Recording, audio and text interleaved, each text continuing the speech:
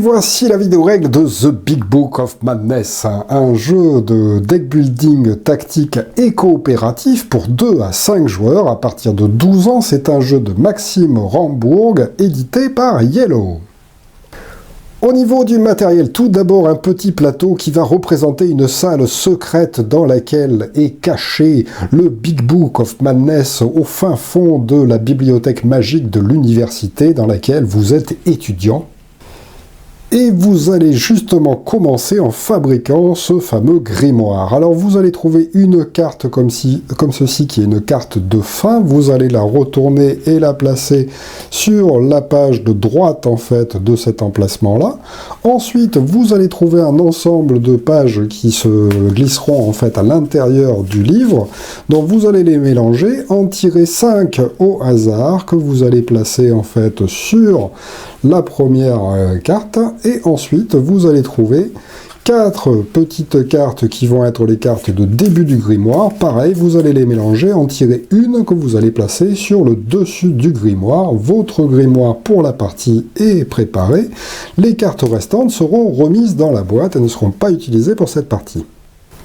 Ensuite, vous allez trouver des petites cartes de folie, comme ceci, elles sont toutes identiques. Vous allez en sélectionner un certain nombre en fonction du nombre de joueurs que vous êtes. Si vous jouez seulement à 2 joueurs, vous allez en prendre 20.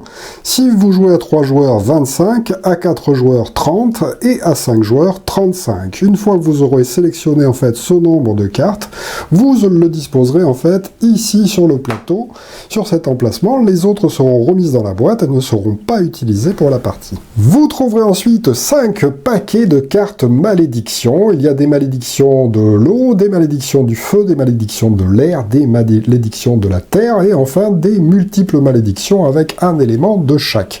Vous allez bien mélanger chacun de ces petits paquets et les disposer à côté du plateau de jeu. Ensuite, vous allez trouver des cartes éléments de différents types, en fait, et il y en a de niveau 1, de niveau 2 et de niveau 3. Alors, vous allez bien les répartir en différents paquets. Les 1, vous les laisserez pour l'instant au milieu de la table, et vous allez faire des paquets de 2 et de 3 dans chacun des 4 éléments. Ensuite, vous allez trouver 2 paquets de cartes sorts. Alors, il y en a qui ont un bord blanc et d'autres avec un bord noir. Pour le moment, vous allez récupérer ceux avec un bord blanc. Et dans ces cartes, vous avez différents sorts, en fait, de différentes couleurs. Et bien, chaque joueur va recevoir une carte de chaque sort. Donc, un de croissance, un de combustion, un de... télépathie. Et enfin, un de glace. Tout le monde va pouvoir disposer en fait ces 4 cartes face visible devant lui. Alors, pour les autres sorts à bord noir, vous allez tout d'abord les séparer par couleur. Effectivement, au dos, il y a des petits ronds comme ça qui correspondent aux 4 couleurs de sorts qui existent dans le jeu. Dans chacune de ces couleurs, vous allez trouver 3 cartes de niveau 3, 3 cartes de niveau 2 et 3 cartes de niveau 1. Vous allez tout d'abord mélanger en fait les 3 cartes de niveau 3, en tirer une au hasard que vous allez placer face cachée sur la table. Les autres de niveau 3 seront remis dans la boîte. Ensuite, vous allez faire la même chose avec un niveau 2 et la même chose avec un niveau 1 et vous allez les empiler avec le 3 en bas, le 2 par-dessus et le 1 par-dessus dans chacune des 4 couleurs. Vous trouverez ensuite un chouette petit bouquin en bois de sorts que vous allez disposer en fait sur cette case-là du plateau de jeu, ainsi qu'un petit marqueur de tour en forme de chapeau de magicien que vous allez placer pour une première partie sur la colonne 1 et au premier niveau, ici. Enfin, vous allez trouver des petits plateaux personnels qui représentent les différents personnages que vous allez pouvoir jouer. Alors, dans chacune des 4 couleurs d'éléments du jeu, il y a 2 personnages, toujours un garçon et une fille. Chacun va alors ensuite récupérer justement les cartes éléments qui correspondent à son personnage. Donc là, par exemple, un de niveau 2, donc ce joueur-là va prendre une carte comme ceci. 3 de niveau 1, donc il va prendre 3 petites cartes de niveau 1 comme ça. 3 de niveau 1 en air, il en prend 3 comme ceci. 3 de niveau 1 en eau, il prend celle-ci. Et puis enfin, 2 de niveau 1 en terre. Hop, il va prendre ceci. Et donc, ce paquet de cartes va constituer son deck initial. Chacun va alors pouvoir bien mélanger ce petit deck de cartes, de façon à ce que tous les éléments ne se retrouvent pas forcément les uns à côté des autres, et puis il va poser en fait ce petit deck à côté de son personnage. Lorsque chacun aura donc construit son paquet, eh bien tous les éléments de niveau 1 pourront être remis dans la boîte car ils ne serviront pas pour le reste de la partie, vous ne laisserez que les niveaux 2 et les niveaux 3 en jeu. Il doit alors vous rester un marqueur de premier joueur comme ceci, ainsi que des petits jetons spéciaux qui seront disposés pour le moment à côté du plateau de jeu, et nous sommes prêts à débuter la partie. Quel est donc le but du jeu? Eh bien, vous êtes des étudiants dans une université de magie, vous suivez vos cours tranquillement, vous avez commencé à apprendre quelques petits sorts assez ridicules, vous êtes pas très fort pour l'instant, vous arrivez à peine à lancer quelques petits sorts, mais vous avez décidé, évidemment, les étudiants n'en font qu'à leur tête, d'aller explorer les sous-sols, en fait, de l'université pour aller dans la bibliothèque interdite. Et dans cette bibliothèque interdite, vous savez qu'il y a un grimoire secret dans lequel on trouve des sorts magnifiques.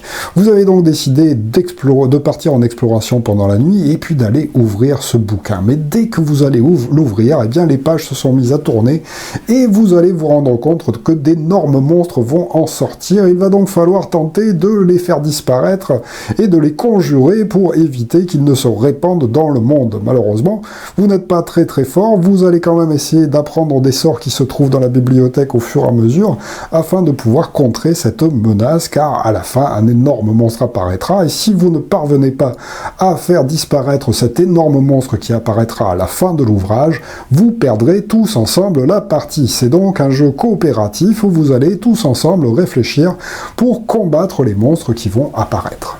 Alors, avant de commencer la partie proprement dite, nous avons vu que nous avons fabriqué des petits paquets de sorts que vous pourrez apprendre pendant la partie. Dans chacune des 4 couleurs, il y a un sort de niveau 1, de niveau 2 et de niveau 3. Vous les avez classés avec le niveau 1 sur le dessus. Et bien, avant de commencer la partie, on va révéler en fait les 4 sorts de niveau 1 que vous pouvez déjà commencer à apprendre au fur et à mesure des manches. Vous pourrez évidemment lire aux joueurs, en fait, à tout le monde, les capacités spéciales que ces sorts peuvent vous offrir. Vous pourrez aussi dire à tout le monde, en fait, quelle est la capacité spéciale qui est indiquée sur votre personnage, car effectivement, tout le monde a une capacité spéciale aussi qu'on pourra utiliser en cours de jeu. Et enfin, avant de démarrer pour de bon, vous allez sélectionner qui sera le premier joueur. Donc, vous lui donnerez ce jeton, et puis ce sera parti véritablement. Alors, pour le déroulement, eh bien, tout d'abord, les joueurs vont tous piocher les 6 premières cartes de leur paquet de cartes éléments, et ils vont pouvoir les regarder, évidemment, avant que l'on commence à ouvrir le livre. Alors, le jeu va se dérouler en 6 manches. Effectivement, à chaque manche, on avancera ce marqueur jusqu'à la 6e et dernière, lors de laquelle il faudra parvenir à détruire le boss de fin de niveau un petit peu. Et si on parvient à détruire ce boss de fin de niveau, on aura remporté la partie.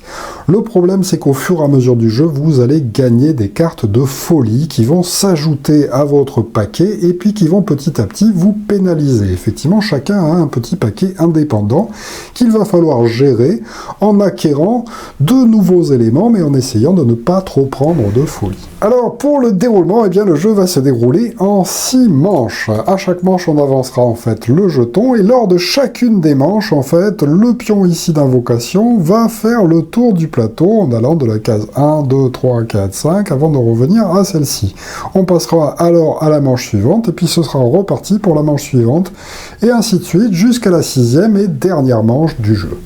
Alors, chaque manche va se dérouler en différents tours, et à chaque tour, il y aura un joueur actif différent. Donc, au début du jeu, vous avez choisi, en fait, qui sera le joueur actif de la première manche, Et lors d'une manche, on fera 4 phases. Une phase de concentration, une phase du monstre, une phase d'action et une phase de récupération. On commence donc par la phase de concentration. Lors de cette phase, le joueur actif va pouvoir récupérer les sorts qu'il a déjà utilisés précédemment. Comme nous sommes en début de partie, eh bien il ne se passe rien puisqu'on a encore en fait tous nos sorts qui sont actifs et donc qu'il est possible de les utiliser. Ensuite, on passe à la phase 2, la phase du monstre. Pour cette première partie, en fait cette première manche, on va tout simplement ouvrir le livre des monstres et regarder lequel on va devoir affronter lors de cette première manche. Donc ici, on a le dessin du monstre et on a dessiné en fait les malédictions qu'il va falloir éliminer pour pouvoir détruire ce monstre. Alors, lorsqu'un monstre apparaît comme ceci, on va tout d'abord regarder le pion de manche en cours pour voir s'il y a un symbole de carte ou pas de symbole de carte. Il peut effectivement y arriver ensuite dans les parties, donc là en mode initiation on joue sur la première colonne, qu'on doive rajouter des multi-malédictions. Là ce n'est pas le cas pour le moment. Donc vu qu'il n'y a pas de multi-malédiction, on va tout simplement juste ajouter en fait les symboles de malédiction correspondant au monstre qui est là. Donc ici ce sera donc une verte, donc on va prendre en fait sur ces cartes de malédiction une carte verte qu'on va placer sur la première case, c'est-à-dire celle où il y a un 2 de représenté. Ensuite, on prend la deuxième, c'est donc du feu qu'on va placer ici, et la troisième, c'est de l'eau qu'on va placer là. Ce sera donc les malédictions que les joueurs vont devoir éliminer pour pouvoir vaincre le monstre. Ensuite, nous allons regarder l'effet d'apparition du monstre. Effectivement, dès que le monstre apparaît, on va immédiatement faire ce qui est indiqué ici. C'est obligatoire, et là par exemple, tous les joueurs ajoutent une folie en soutien.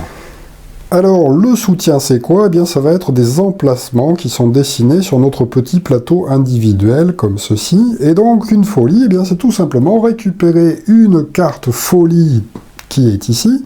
Et comme on nous dit de la placer en soutien, eh bien, tout le monde va devoir placer, en fait, une folie, en fait, sur une case de soutien de son personnage. Ensuite, nous pourrons lire à tout le monde ce qu'il se passera si on arrive à tuer le monstre à la fin du tour. Ou ce qu'il se passera si on n'arrive pas à tuer le monstre à la fin du tour.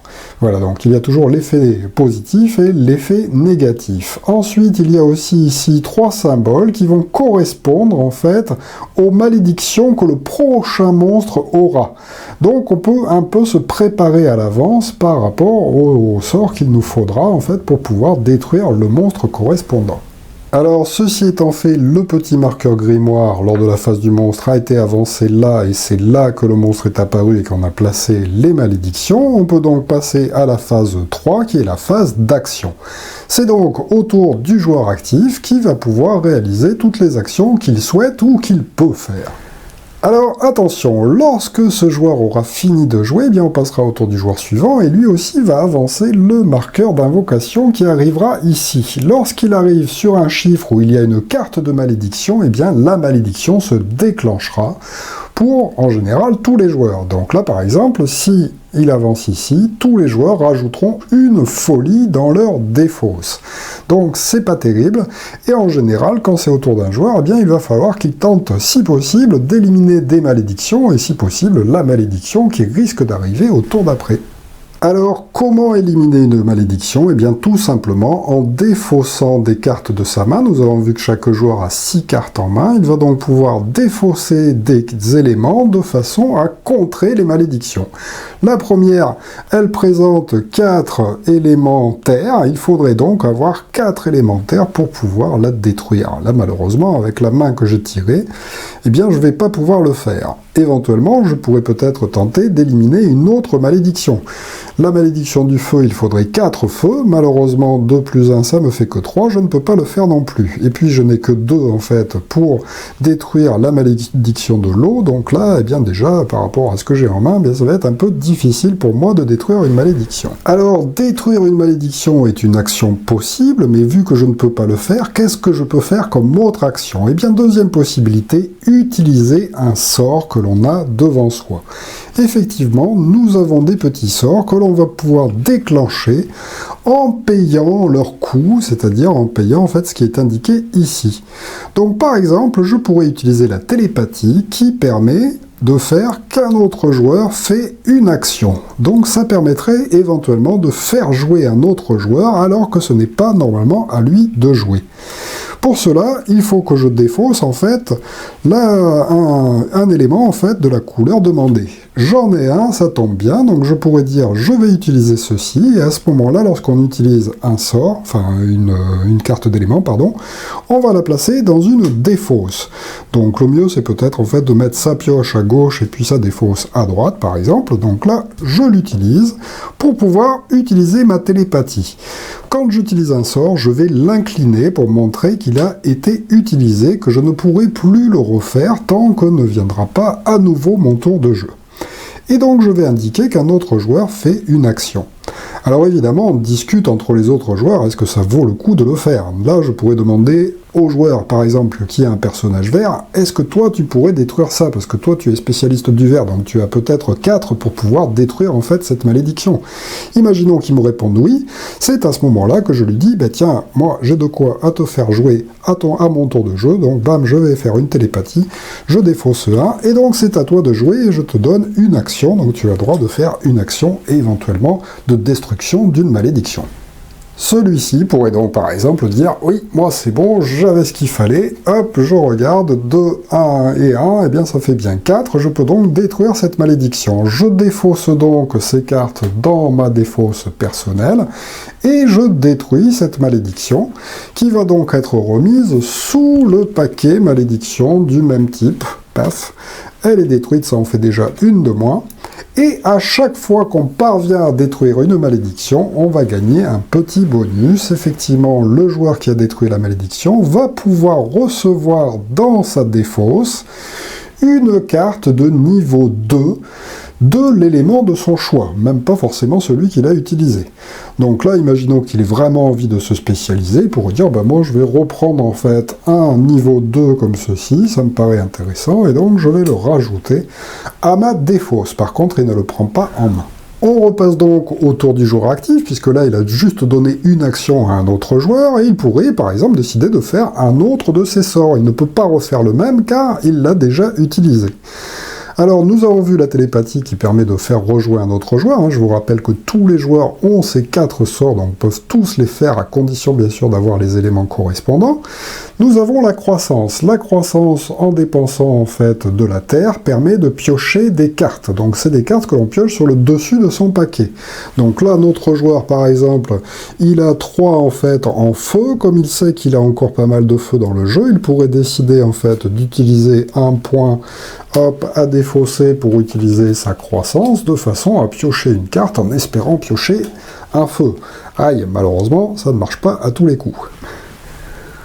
Autre sort possible, la combustion. Elle permet de détruire des cartes de sa main. Alors détruire, ça voudra dire que carrément on enlèvera les cartes et on les défaussera définitivement en les plaçant à côté du plateau de jeu sur un endroit spécial où on placera toutes les cartes détruites. Attention, il ne faut pas les remettre dans la boîte car il y a certains sorts qui risquent de faire revenir des cartes détruites en cours de jeu.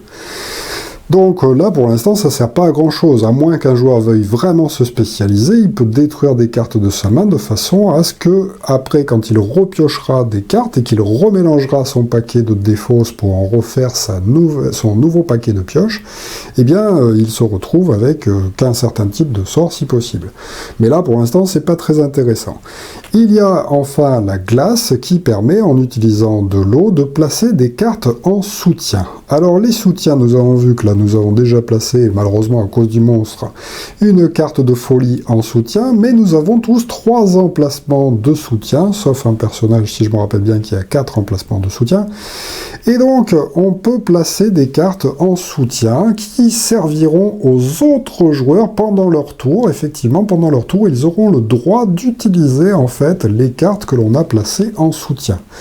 Donc là, par exemple, je pourrais me dire, tiens, je vais placer 2 cartes en soutien. Alors, chacun des sorts, il est à noter qu'il a toujours un cercle blanc d'indiqué qui indique que l'on peut faire plusieurs fois l'action si on paye plusieurs fois l'élément.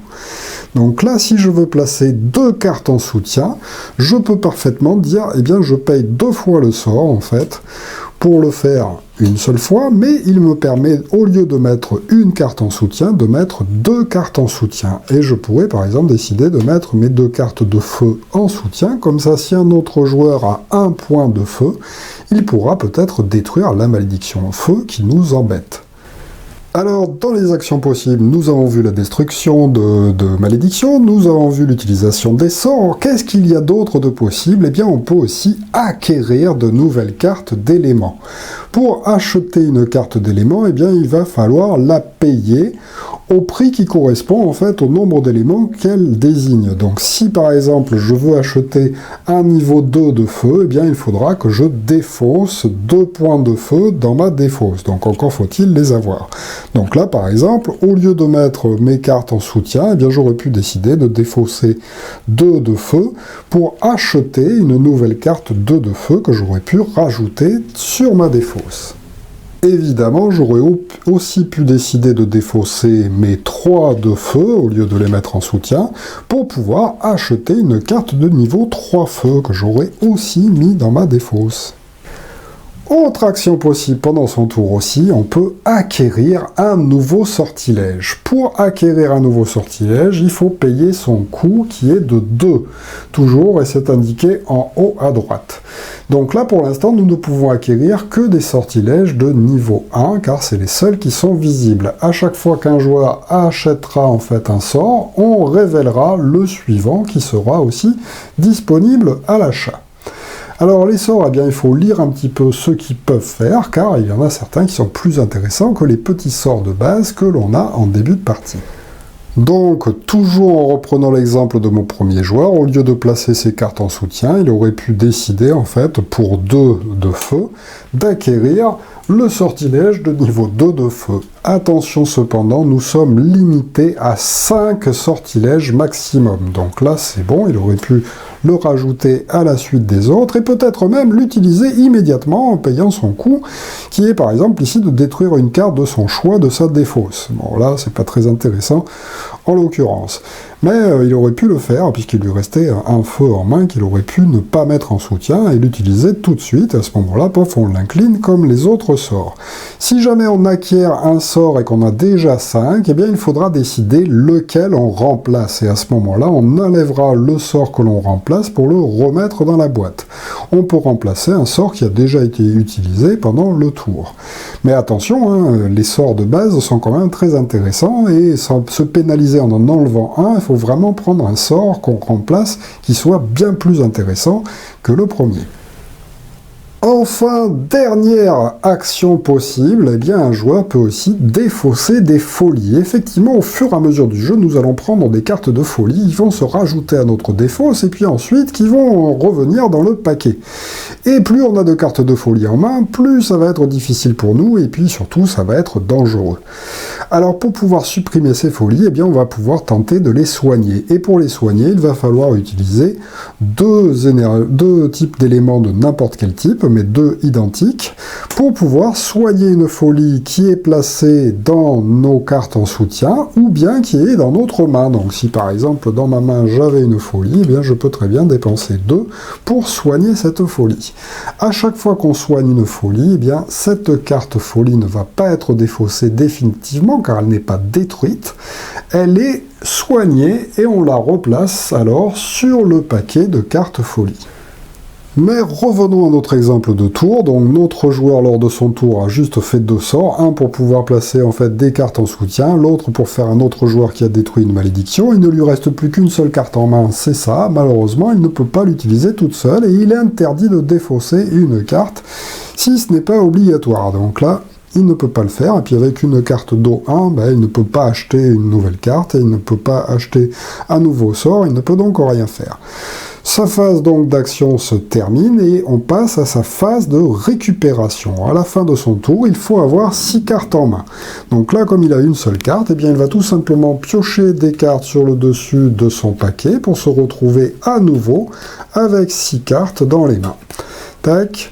Et la dernière, boum, ça fait 6. Son tour est donc maintenant terminé. On passe alors au tour du joueur suivant. Alors, il est à noter que derrière les cartes de personnages, eh bien, vous avez un résumé du tour de jeu. Donc, après avoir choisi vos personnages en début de partie, comme il y a plus de personnages que de joueurs, toujours, il y en a 8, hein, donc au maximum on joue à 5, eh bien, vous pouvez prendre les autres cartes, en fait, pour vous rappeler du tour de jeu. Donc, c'est parti pour ce premier joueur qui fait d'abord sa phase de concentration. Il redresse éventuellement ses sorts. Là, il n'en a pas utilisé, donc il ne se passe rien.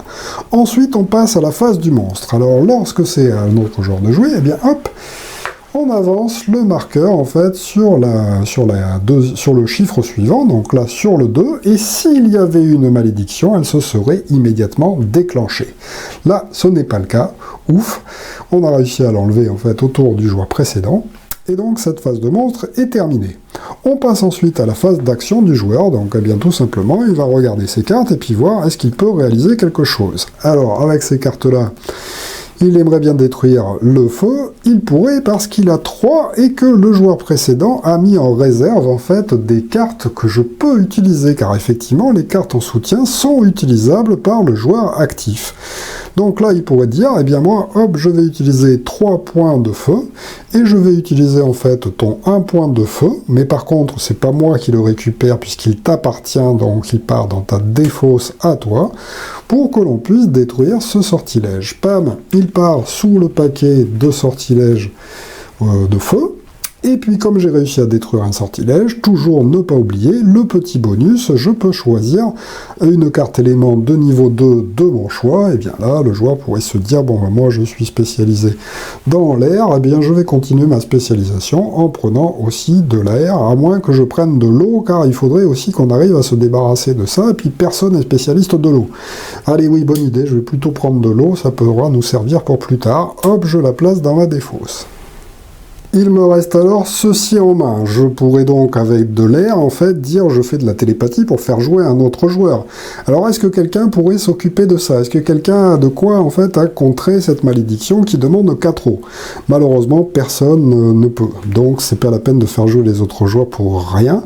Donc, qu'est-ce que je pourrais faire d'autre? J'ai de l'eau qui pourrait, avec la glace, en fait, placer des cartes en soutien. Est-ce que ça sert à quelque chose de mettre de l'air en soutien? Peut-être sur le monstre suivant, car il aura besoin de l'air. Là, ça voudra dire qu'il y aura une malédiction avec 4 terres, 4 airs et 4 eaux qui arriveront sur le monstre suivant. Donc on peut aussi préparer les tours suivants. Mais le mieux, c'est peut-être d'augmenter la force en fait de mon jeu en achetant par exemple une carte de sortilège. Allez, tiens, comme j'ai 2 d'air et puis que je suis spécialisé dans l'air, je vais payer 2 d'air et puis je vais acheter une aspiration. L'aspiration, qu'est-ce que ça fait? Si on l'utilise, récupérez dans votre main une carte en soutien ou de la main d'un autre joueur de son choix. Donc ça permettra de prendre des cartes de soutien en fait des autres joueurs pour se les mettre dans sa main carrément pour pouvoir l'utiliser. Donc pourquoi pas? Je le place, comme c'est un 5e sortilège, j'ai la place pour pouvoir le garder. Il me reste donc un eau qui me sert à rien pour le moment. Je le garde donc. Mon tour d'action est donc terminé. Je pioche des cartes. Voilà, puisqu'on passe à la phase de récupération. Alors bien sûr, il y a toutes les actions qui sont résumées en fait sur votre petite tête de jeu. Je repioche donc pour en avoir 6 en main, et puis on passe au tour du joueur suivant qui va ainsi faire la même chose. Hop.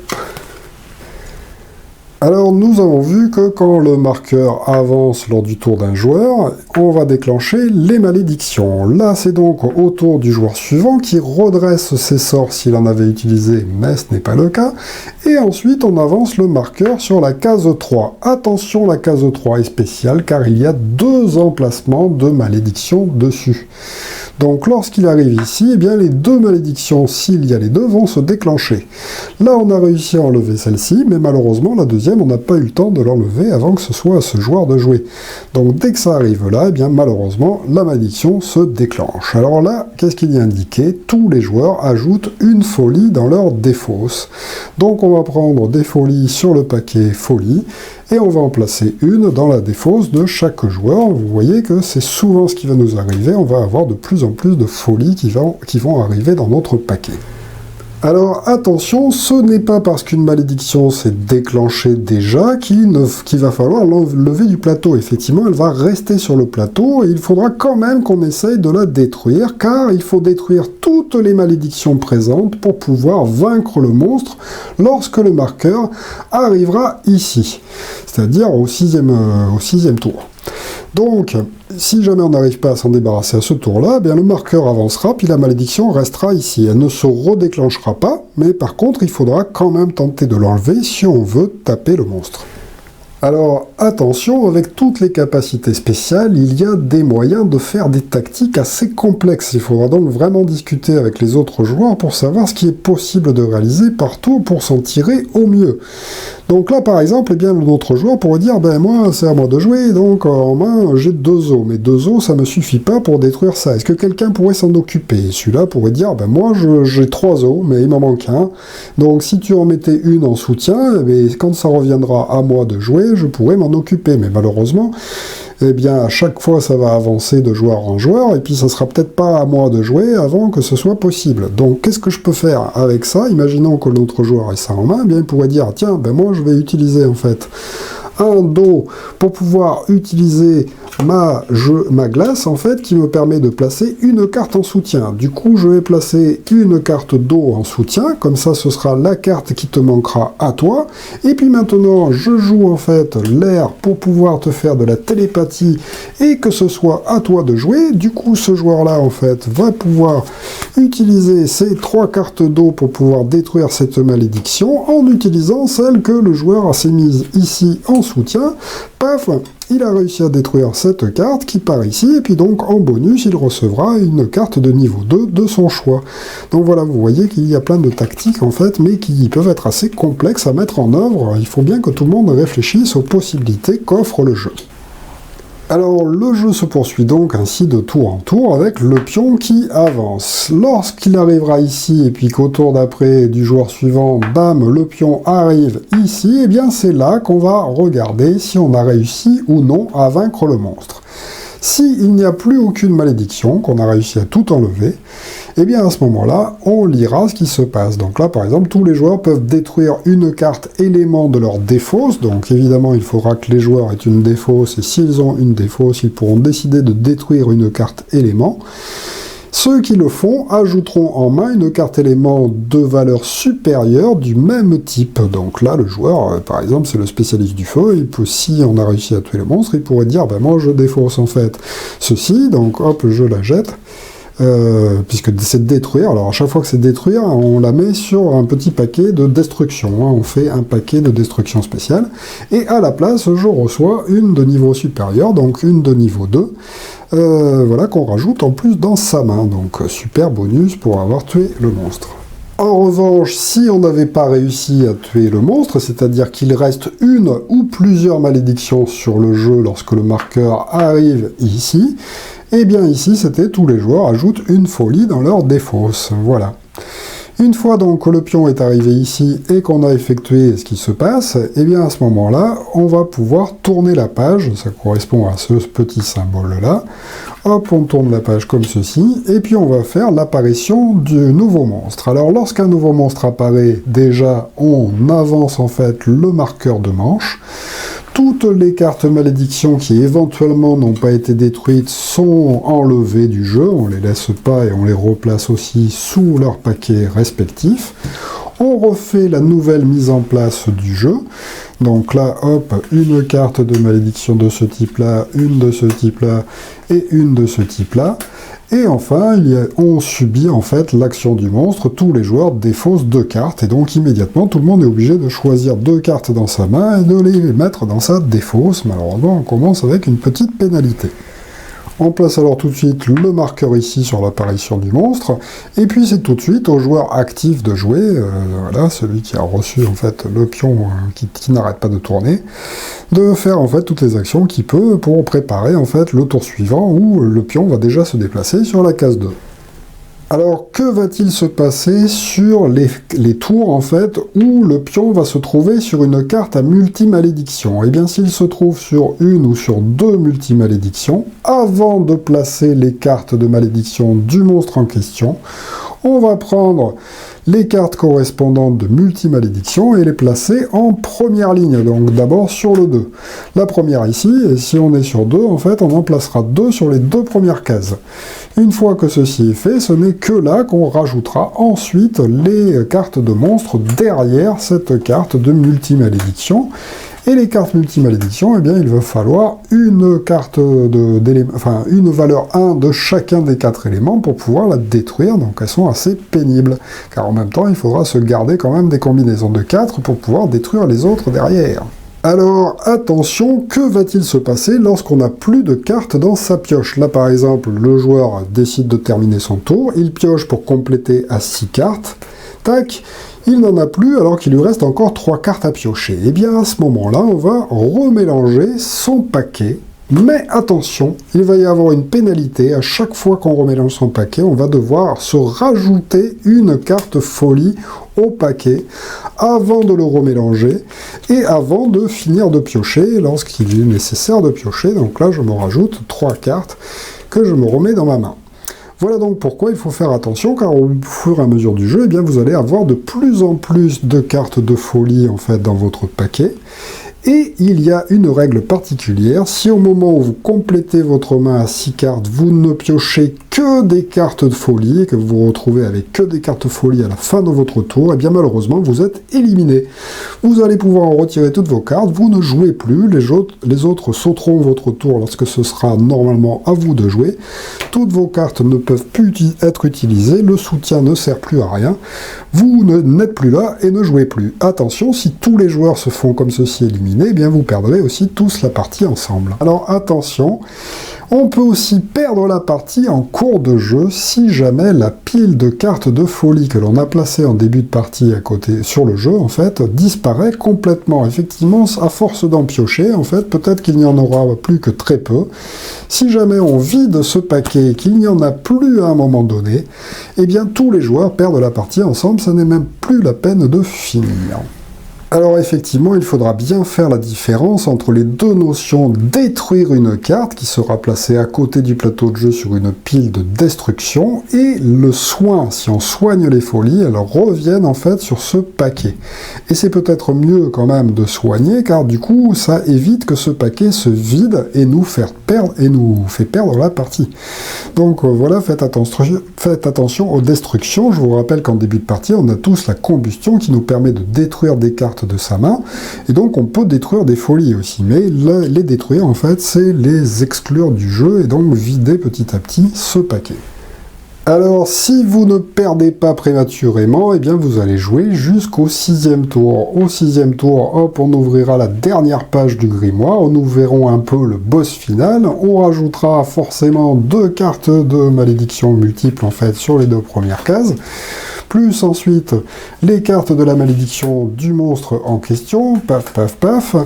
On va subir aussi ce qui est indiqué ici, comme d'habitude, détruisez par exemple 3 sortilèges au choix parmi tous ceux des joueurs, alors là c'est carrément horrible, hein, on va devoir perdre des sortilèges, mais en plus de ça, sur la page finale, il y a aussi un truc additionnel, tous les joueurs ajoutent une folie sur leur pioche à l'arrivée du monstre. On va donc prendre une carte de folie qu'on va devoir ajouter en fait sur sa pioche, donc c'est-à-dire on la met face cachée au-dessus de son paquet et non pas dans sa défausse. Donc immédiatement, on va la tirer en fait à la fin de son tour, donc ça va devenir un petit peu difficile. Et donc on aura encore un dernier tour en fait, jusqu'à ce que ça revienne là, pour détruire toutes les malédictions qui sont là et vaincre le monstre. Si on y arrive, eh bien on gagne la partie. Et si on n'y arrive pas, ben malheureusement, on perd la partie. Donc le dernier monstre est très important. Alors que ceux qu'il y a précédemment, vous pouvez faire l'impasse sur certains, vous dire, bon ben tant pis, on laisse des malédictions, puis je préfère augmenter mon jeu pour être fort pour le boss final, mais le boss final, vous êtes obligé de tenter de détruire toutes les malédictions, sinon vous perdrez.